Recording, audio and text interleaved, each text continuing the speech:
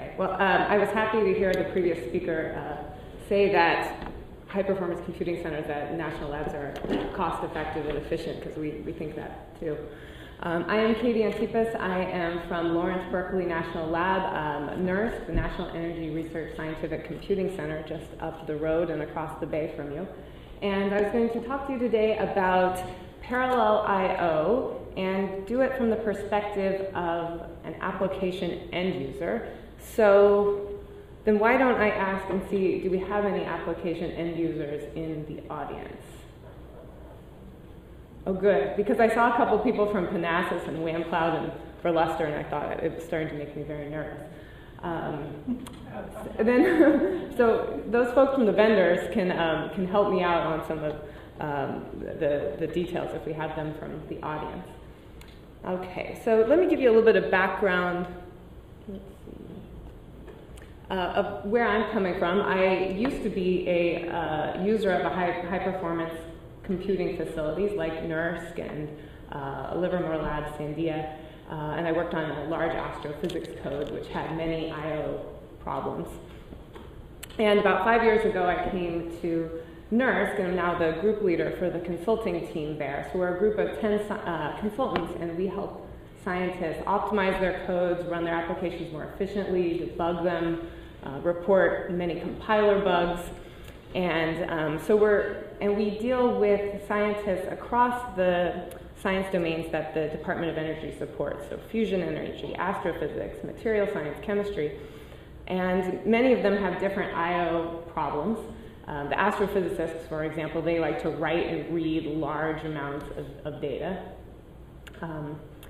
And now we're seeing, biologists and bioinformatics applications now are doing more database transactions, so reading and writing very small amounts of data in a not necessarily a contiguous way that we've seen from other applications in the past. So at NERSC, we have about 4,000 different users that use our systems, and so we see a broad array of problems.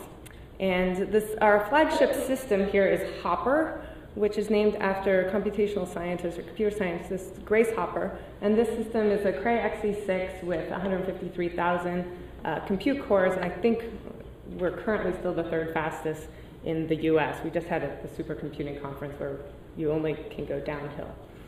All right, so let's get started.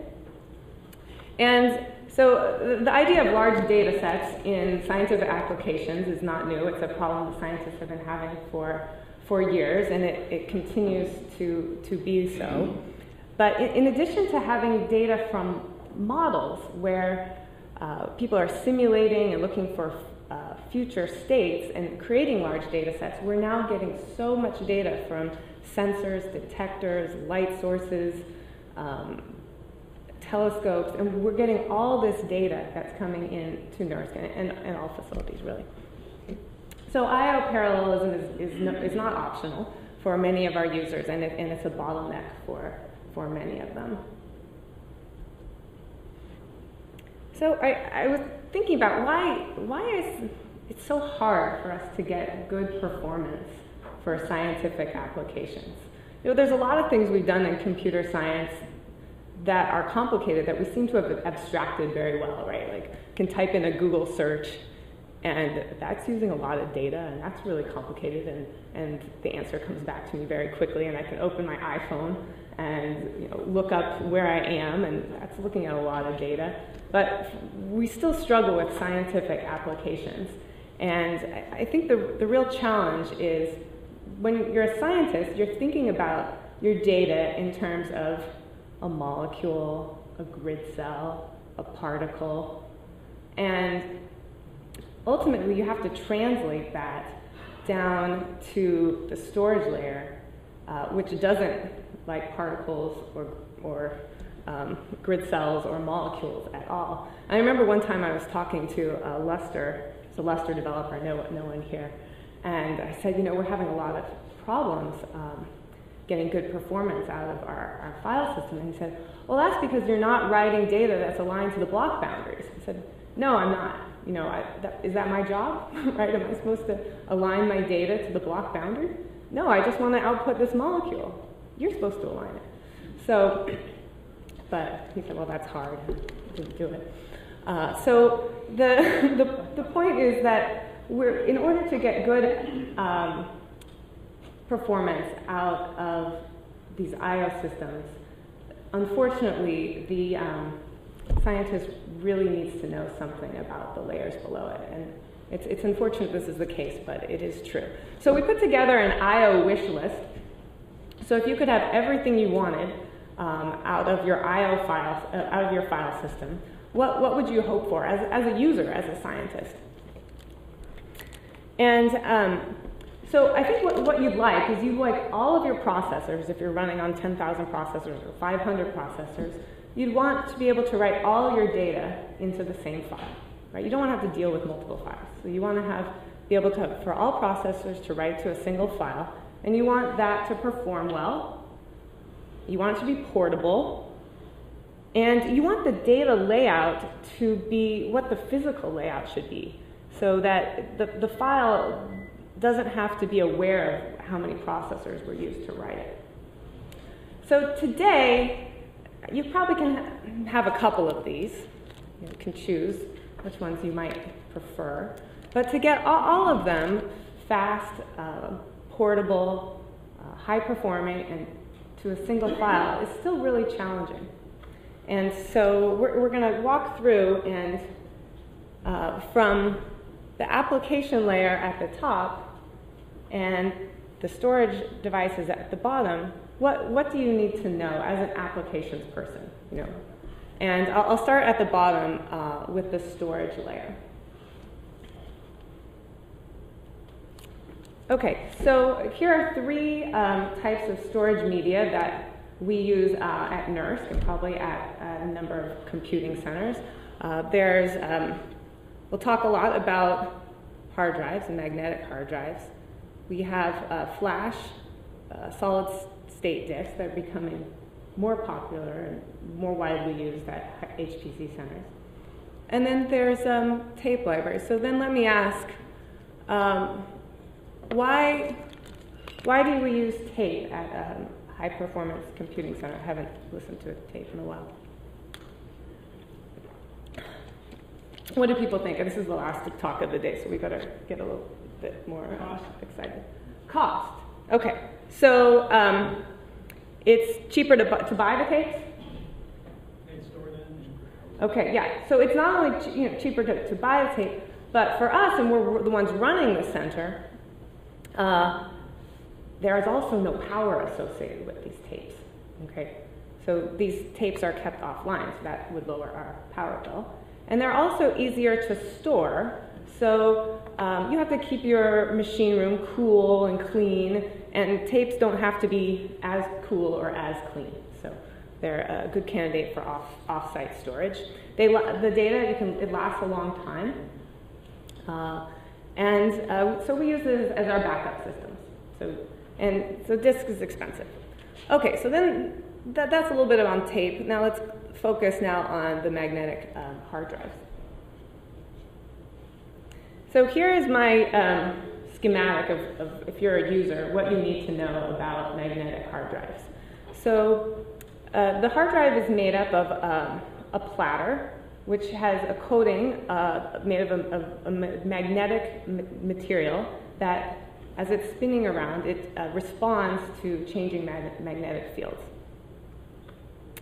So you have then the actuator, which is sort of like the arm that moves on the old record player, and that moves to the correct location where you want to write or read the data. So if you have a head-on view of the platter, you see these concentric circles, and these are tracks, okay? And where the data is stored, and if you take a pie slice piece of data, that is a sector. Some people might call it a block. I'm going to call it a sector. And so the platter is spinning, okay? And you have the head is just flying or floating just above this platter about 15 or 10 to 15 nanometers, so very close. And the closer that head is to the platter, the better signal that you get. So you want it to be very close. This also means you understand why you don't want to drop a lot of hard disks, because then the head smashes into the platter and then you corrupt some data. Okay. And then a couple definitions I think are worth going over. We measure capacity in terms of, well, now gigabytes and now terabytes on these disks. And the capacity is measured by, in terms of areal density, which is the density of the track, so how many of these concentric circles can you put on one of these disks, and then how tightly can you pack data around the tracks. The transfer rate is measured in megabytes per second, and the access time is the time it takes before the first byte of data is read or written. And this is measured in milliseconds. And this should scare you. Okay, so milliseconds is a really long time in high-performance computing. And this becomes the root of a lot of our problems as application scientists. So then let's look at this access time in a little bit more detail.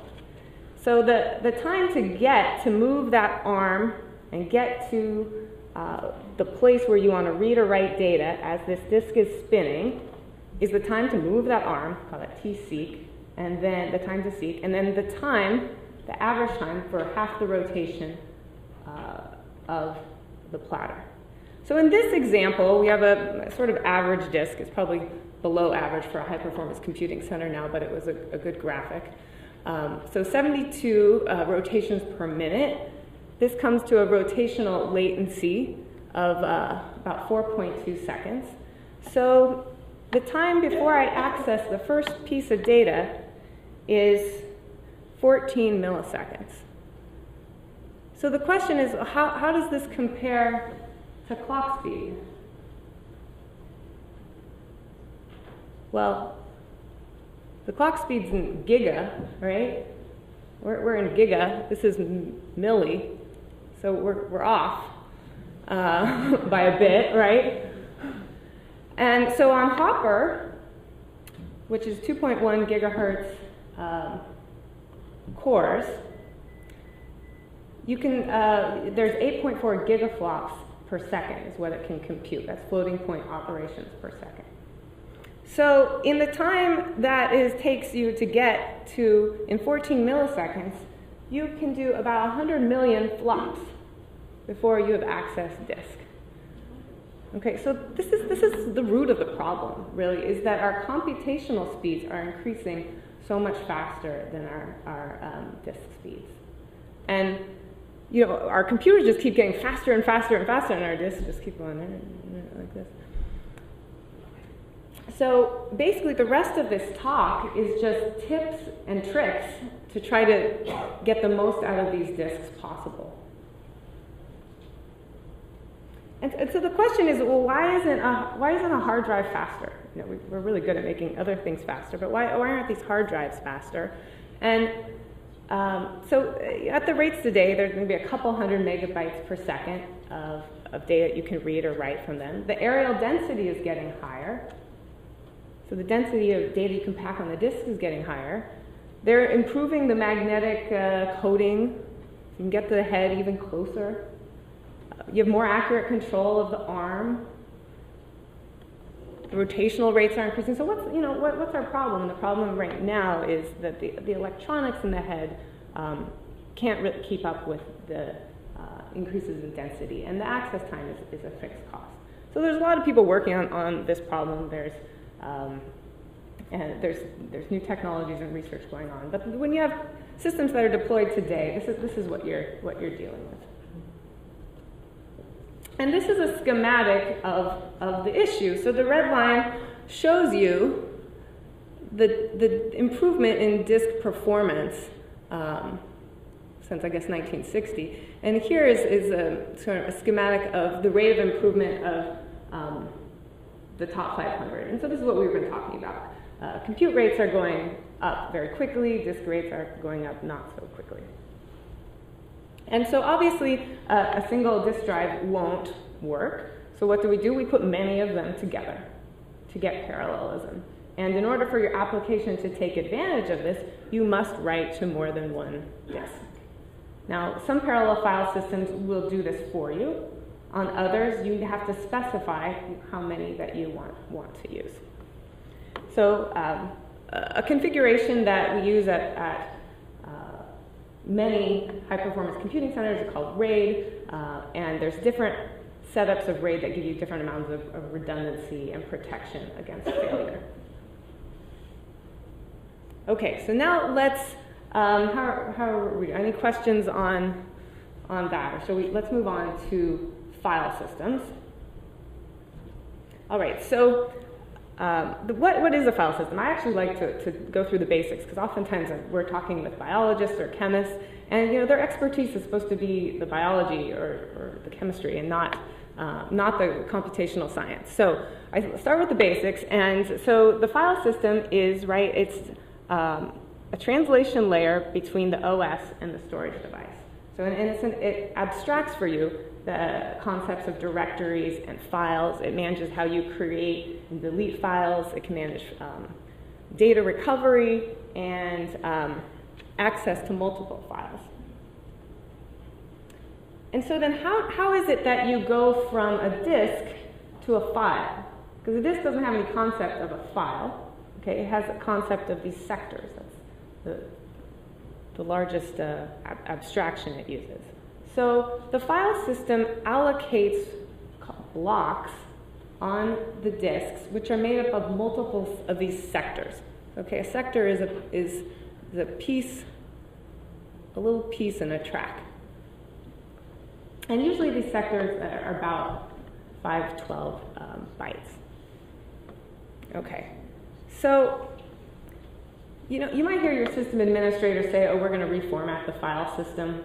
We have to format the file system. This is one of the things they're doing, is they're setting the size of the blocks to configure their file system. And so how would they choose that size? If you choose a small block size, then if you're writing large amounts of data, then you're probably not using your file system very effectively.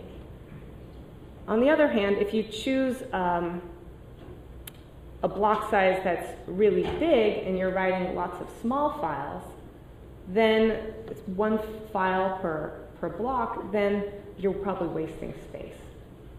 So different file systems will do things a little bit differently there. But choosing the right block size is important. And even though we haven't gone into this quite yet, I mean, your intuition would tell you that, gosh, I hope my data is all lined up in the same track or really close together.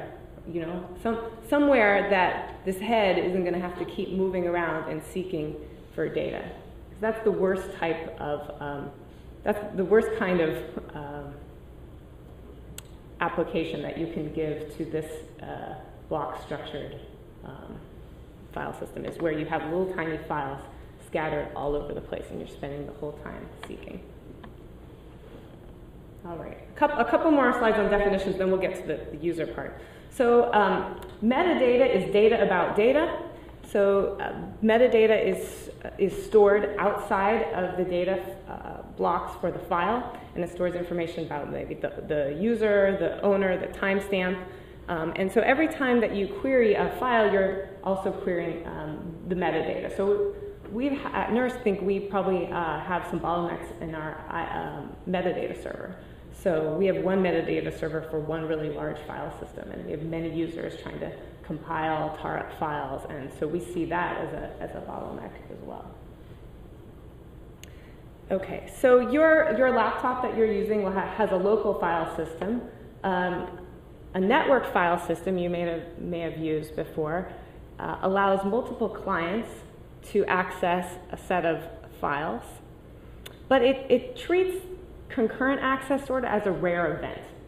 And what a parallel file system does is it builds upon the idea of a networked file system and works to effectively manage multiple clients accessing the same file.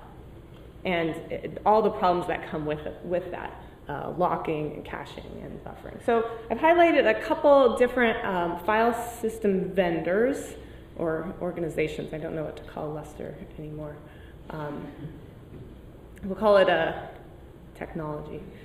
And so we use Lustre as well as GPFS at NERSC. We have Lustre on our big Cray systems. We use IBM's GPFS for our global file system. We don't have Panasys, but I know there's a Panasys vendor in here. And Panasys is used on a number of the supercomputers in the top 500 as well.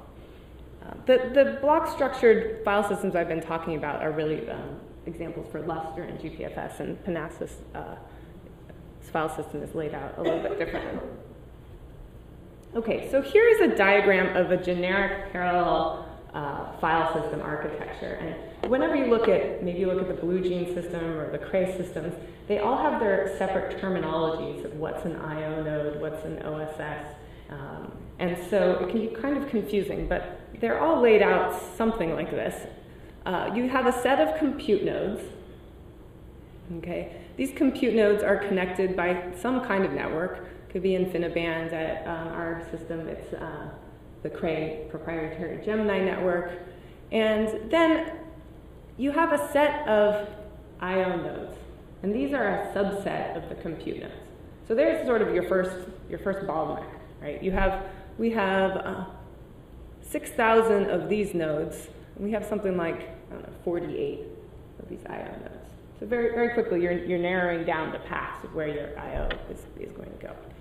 Our I/O nodes are connected to an external file system, external network, say fiber channel, and then it goes to a disk controller layer, which manages failover for the disks, and then down to the storage hardware layer. So that was the generic slide, and this is actually how our file system on Hopper is made up. So these are the compute nodes here, these ones in blue. The purple ones are what I'm calling the I/O nodes. They all have the different terminology. We go to InfiniBand network before we get to some external nodes, and then down to the disks. And all of these file systems use buffering and caching in order to improve performance, which is good for the users, right? So a buffer is just an intermediate storage area before your data either gets to its final location. So the advantage of this for you as a user, if you're doing lots of small writes, then the file system can buffer this and send one big write by itself to the file system. Conversely, if you're reading data and you're reading small amounts of data, it's very efficient for the file system to go ahead and just read the next block over anyway, since the head is there, and put that into a buffer. And so that can improve your performance as well. Where would buffering not help you? Well, if you're writing out large amounts of data anyway, it doesn't help you to go to an intermediate buffer. Okay? And conversely, if you're reading data that's scattered all over the place, it's not going to help you to put the wrong data or data you don't need into a buffer. So often those are settings that you as the user can control. Okay, so this is a slide that we showed our users at NERSC, and I want to walk you through it because a lot of times we talk to users and they aren't really aware that their data is not all on the same disk. And unless you have a striping of one, then your data is probably scattered throughout the file system. So if we look at a file is just a sequence of bytes. And this is our sequence of bytes right up here at the top. And this file has some metadata associated with it. And this metadata we'll put in blue here. So the metadata, so what happens is, say your file system is set up to use four, like a striping of four different servers. So the metadata from each of these will be a pointer to each of these four servers. And each block of data will go round robin to one of these servers. So this is 0 will go to this first server, 1 goes to the next, 2 goes to the third, 3 goes to the fourth, and then you start back over again. Here was an example of a gap which didn't get written. And so your data is now spread over multiple different servers, for better or for worse. That's where it is. So then let's talk about locking. So when a parallel file system, it wants to write into a single file and multiple clients want to write into that file, it has to manage access. So it puts a lock on the area in the file where it is writing the data. And often that lock size, it's we'll call it on the block size, and maybe it's 1 megabyte. Okay. So once one client has released the lock, another client can get into that data to write it. And where you run into trouble is when your data is not well aligned to these block boundaries, which I don't know how any user is supposed to really figure out how to do. So here's an example of perfectly well-aligned data. So you just happen to have some data that is, let's say each one of these is 1 megabyte. You have 2 megabytes from processor 0, processor 1 with yellow, processor 2 is the blue-purple. And so this is going to give you absolutely fabulous performance because you're writing data that is perfectly aligned to these block boundaries.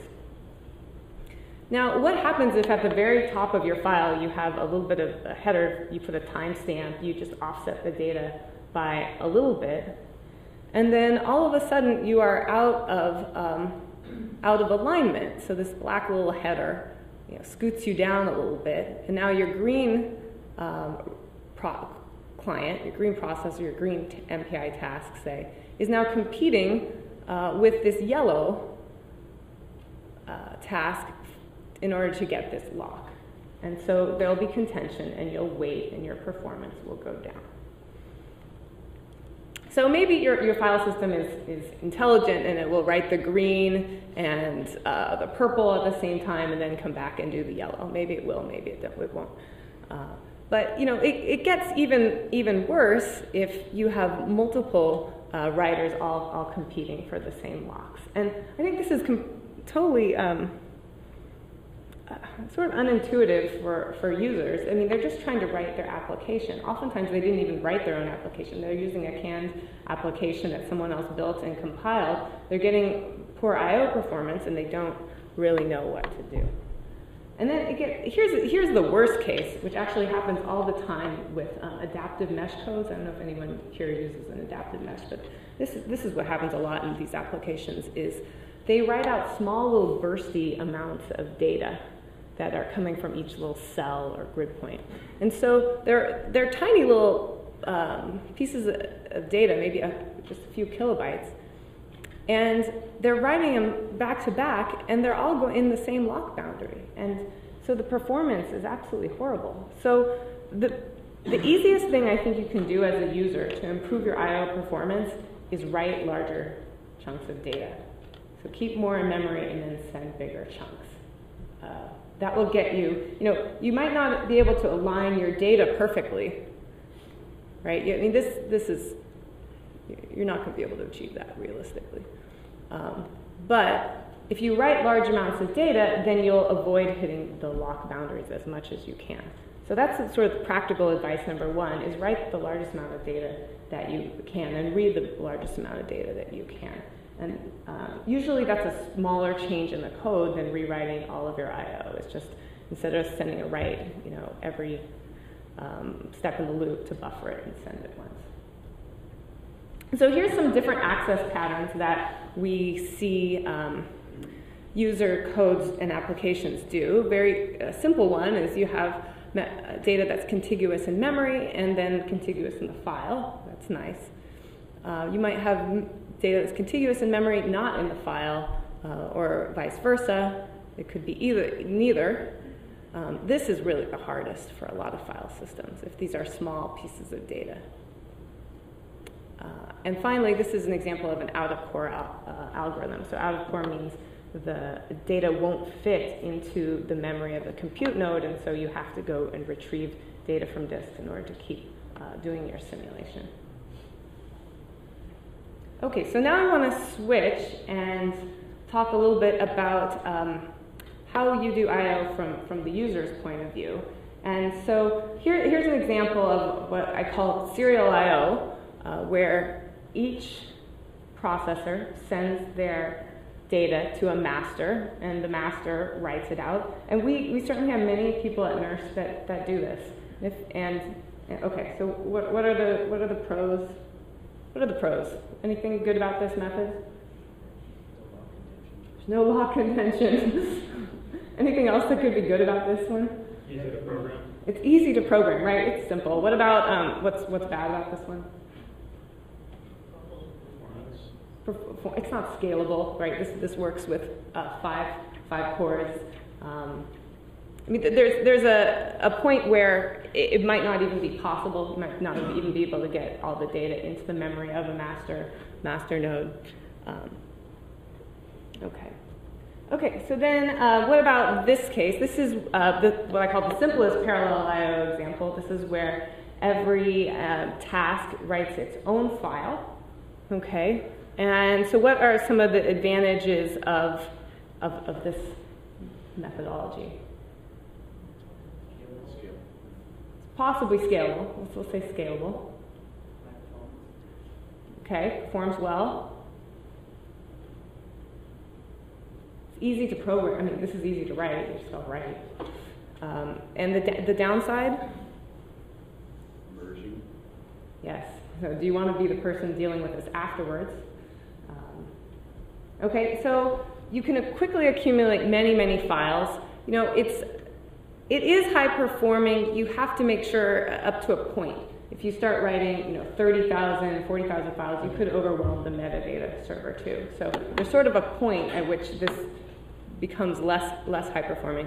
Our storage people hate this, right? So the people that work on the tape systems, if you send it, 100,000 small files, and they're not all in sequence, I mean, that is their nightmare.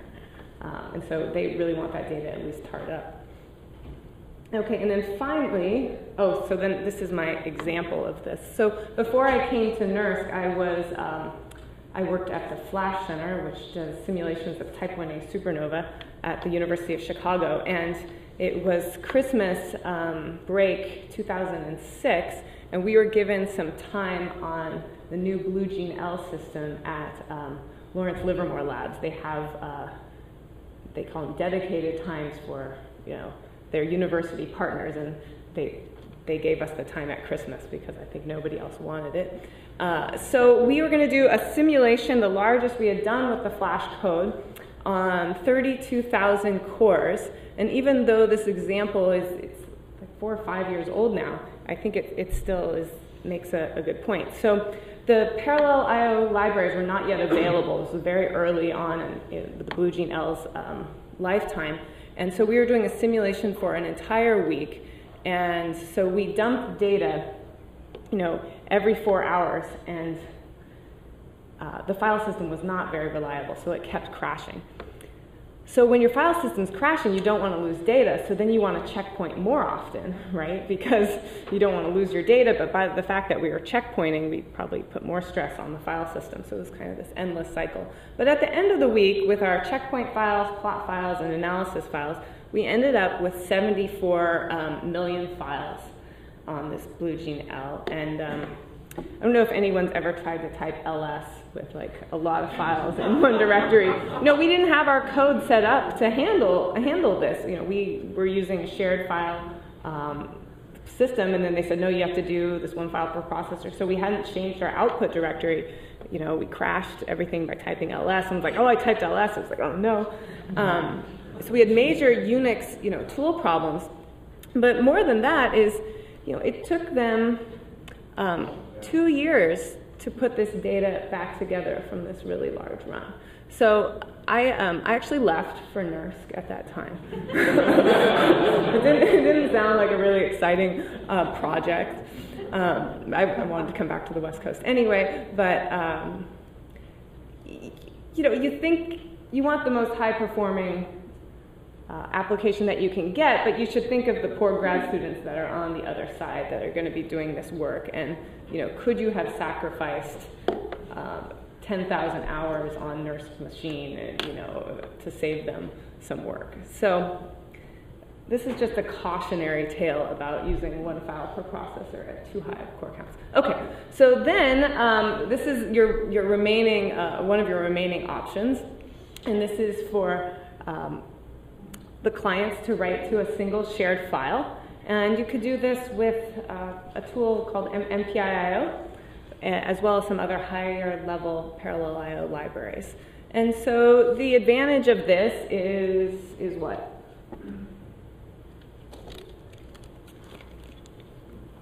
Performance? Maybe performance. We'll see in a second. So you get one file, all right? It might be easier to checkpoint. You have to deal with MPIO. You have to make the right calls. That could be harder to program. Let's see what we said. So you have a manageable amount of files. And then we'll say the shared files may not perform as well as the one file per processor model. You also have to guarantee that you don't overwrite each other. And you have to guarantee that you have coherency. How do you know that processor 1 is not going to write the same space as processor 5 or do the same? Right, so MPIO, the question is you have to make sure that you're not overwriting each other. And MPIO allows you to do that. So you set a view of the file, and then you write to certain places. So you have to give an offset and then the amount of data you're writing, which sounds very simple, right? Give an offset and the amount of data you're writing, but many people get tripped up in doing that kind of writes, calculating those offsets. Okay, so MPIO is a parallel interface for MPI programs and allows users to write to a shared file. And the key concepts are these file views, which I just mentioned, which allow you to define which parts of the file are visible to given tasks. And you can use MPI communicators like you would in a normal MPI program. And there's a concept of doing collective I/O, which I'll talk about here on this next slide. So MPIO has this concept of collective and independent I/O. Excuse me. So in independent I/O, the processors write independently. So they don't have any concept of what the other tasks are doing. In collective I/O, on the right here, the tasks operate sort of with a view of what the others are doing.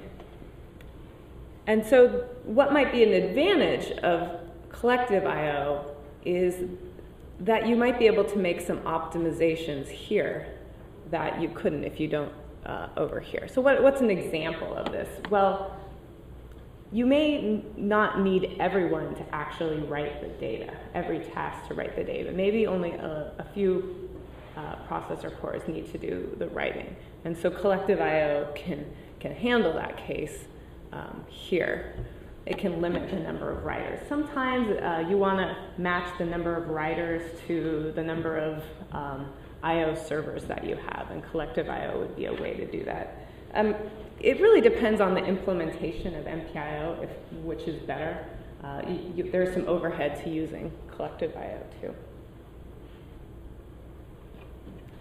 So this is what I mentioned. Collective buffering is where you can take many small writes and have one processor, one task, write them out. So you get that larger chunk of data. And this is called, you have aggregator nodes that allow you to write that, write data to the file system. And MPIO uses the concept of hints too. So you can pass hints to the file system. And here's an example of some of the hints that you can set. buffer size, collective buffering nodes here as well. So, let's see.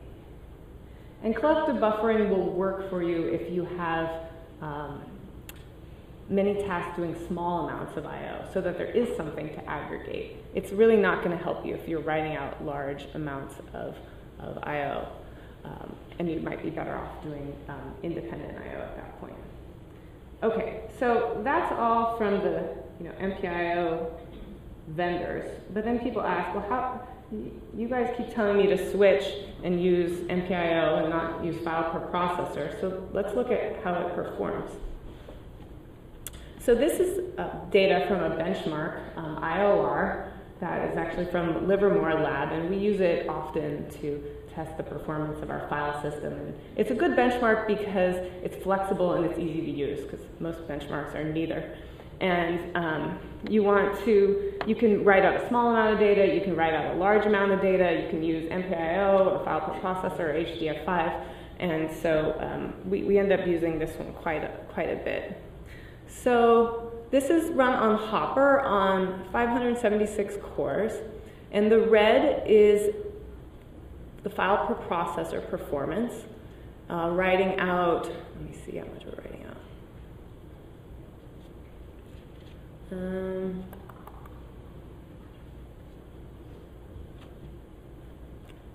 I think we're writing out enough data to overcome the buffering on a node. So we're writing out about, I think about 300 gigabytes here. And so the blue is MPIO. Okay, so on the x-axis is the transfer size. So if you're writing a small amount of data, 10K would be an example of a small amount of data, and 1 megabyte would be a larger size chunk. Okay, so what do we see? Well, let's look at the good news first. For a write of 1 megabyte size writes, you see the MPIO performance is getting, what is that, like 60% of the file per processor performance. So, I don't know, that's not that bad, right? 60% of the performance versus 2 years of sewing data back together. You might do that trade-off, right? What about over here, though? I mean, this is really bad.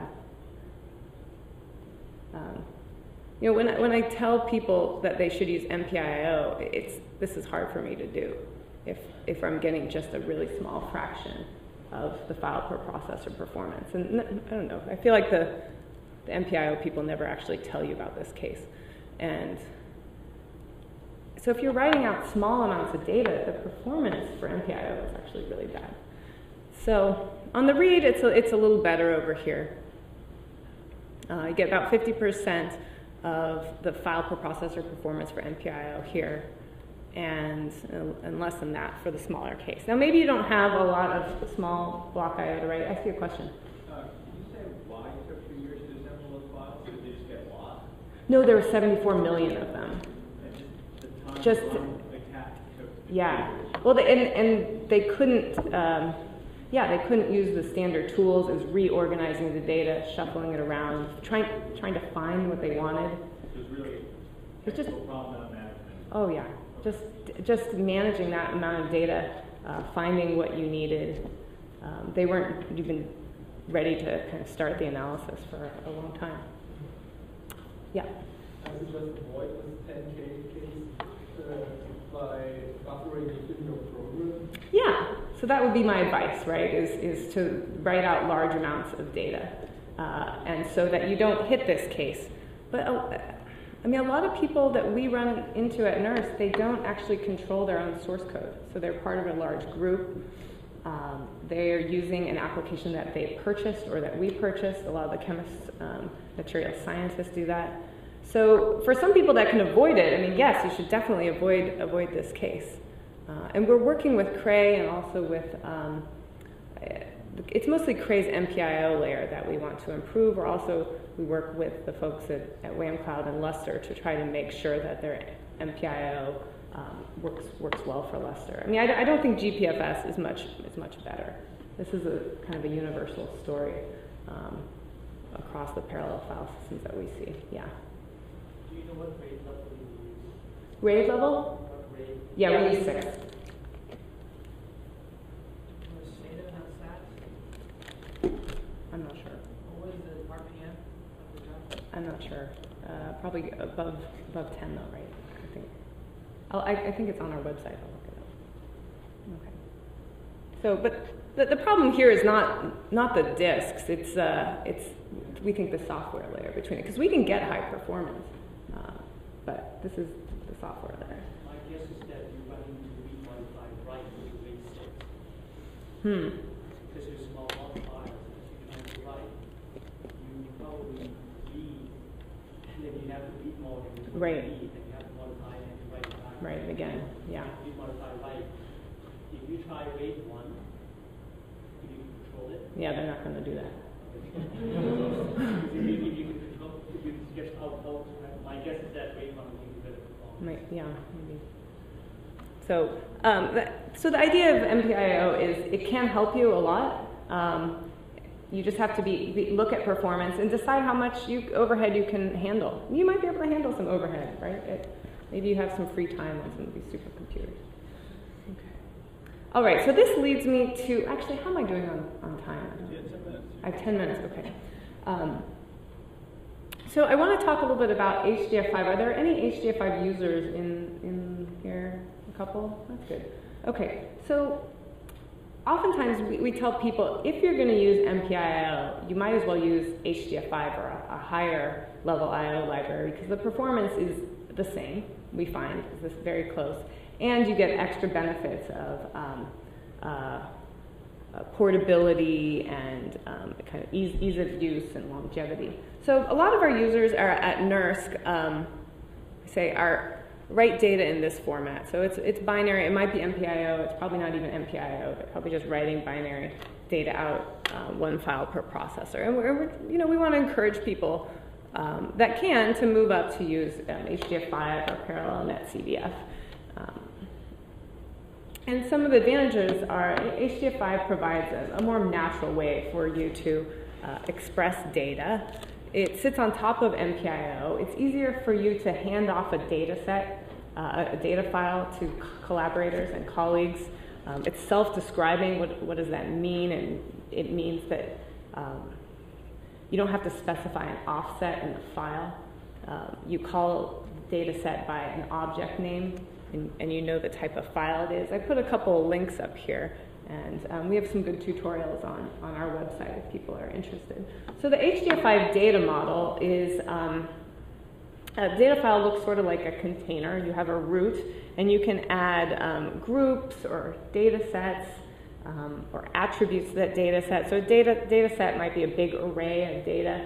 An attribute might be the min and max of that data set. So I wanted to do a little example here of an HDF5 data set. So let's say you have 4 tasks, and you're going to write this into a file that's going to look like this. So what you have to specify in order to write this data is you have to specify an offset and how much data that you want to write. And this is the same for MPIO too. So let's see if I did this right. So for this processor 1, the second one down, if this is the X and this is the Y, then the X, the starting offset is 2, 0, 1, 2. You're going to write 2 in the X direction in your offset. Now, certainly not all of our HPC problems can be mapped into a MapReduce format, but as we're starting to get more and more data from sensors, detectors, light sources, I think we should see what we can learn from these other models and see if what they've taken from the data analysis world we can use on our systems too. And so my recommendations really for users are to think about the big picture. Think about what you're going to have to do after your simulation ends, and decide how long you want to keep your data, if you want to share your data with other people, where you want to store it, And if you do that and have kind of a holistic big picture view, you may be able to really improve your I/O, but also improve like the whole process of your research. Because people can really get tied up doing analysis and visualization on weird binary formats, and they're constantly writing parsers, and they're constantly writing, you know, different readers for their data files. So, with that, I'm happy to take any questions, and hope you learned something about parallel I/O.